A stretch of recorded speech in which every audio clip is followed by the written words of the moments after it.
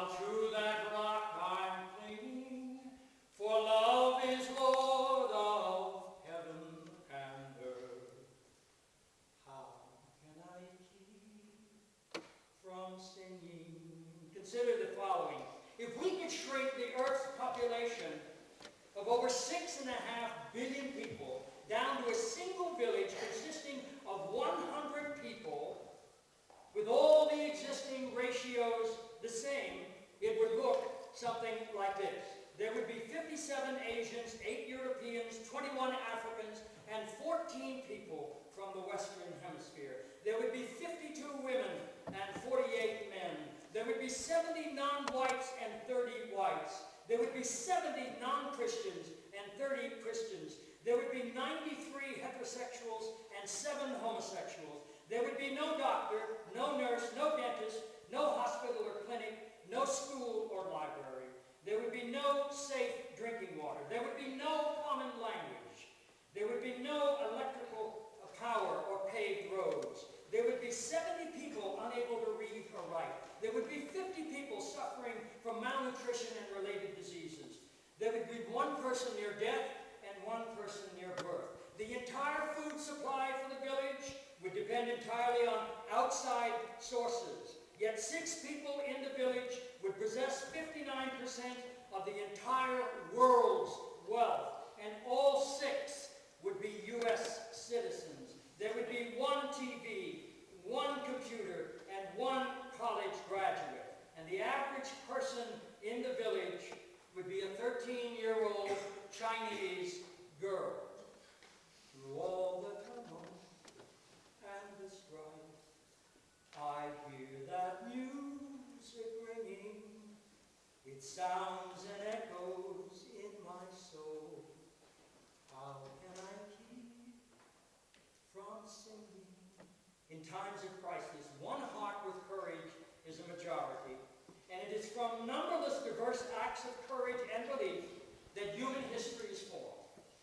Each time someone stands up for an ideal, or acts to improve the lot of others, or strikes out against injustice, they send forth a tiny ripple of hope, and crossing each other from a million different centers of energy and daring, those ripples build a current which can sweep down the mightiest walls of oppression and injustice. Those words were spoken at the University of Cape Town, South Africa in 1966 by then U.S. Senator Robert Francis Kennedy. They are enshrined on his memorial at Arlington National Cemetery as well, and they have been a powerful source of inspiration for my generation ever since.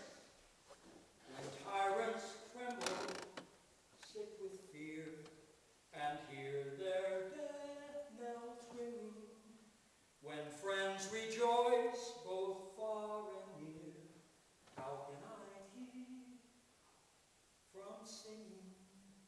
From courtroom quells and prison cells, I hear that truth it liveth.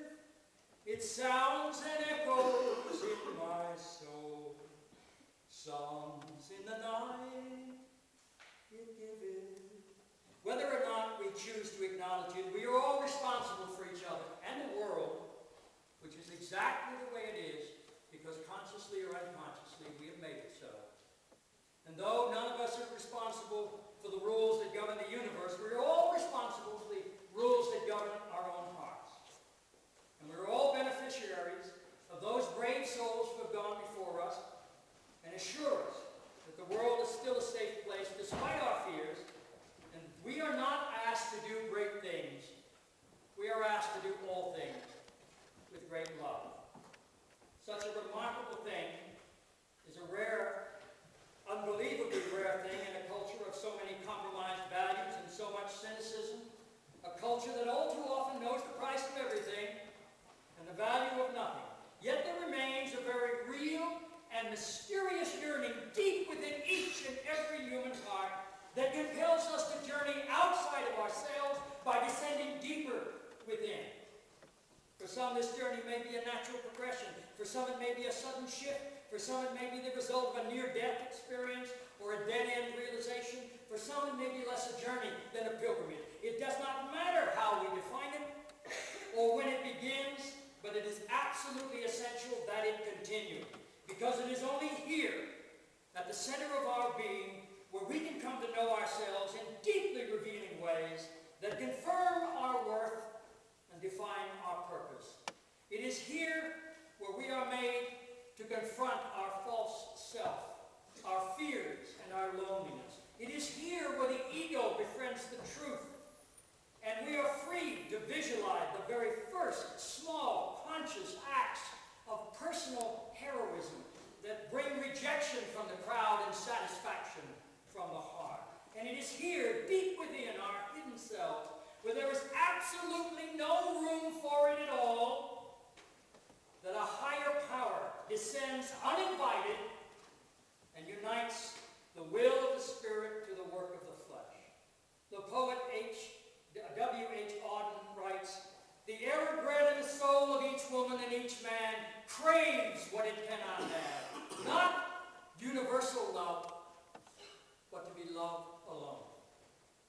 I'm not sure if Auden was attempting to describe an inexplicable relationship between the human and divine, but I am sure of this: when the human race comes to the realization that we are all equally loved by virtue of our common humanity, then we will have discovered fire for the second time. Regardless of how we perceive the purpose of our journey or the route we pursue, we are all meant to accept the cup of life as offered, not altered. And when we must confront at the final twilight that last undiscovered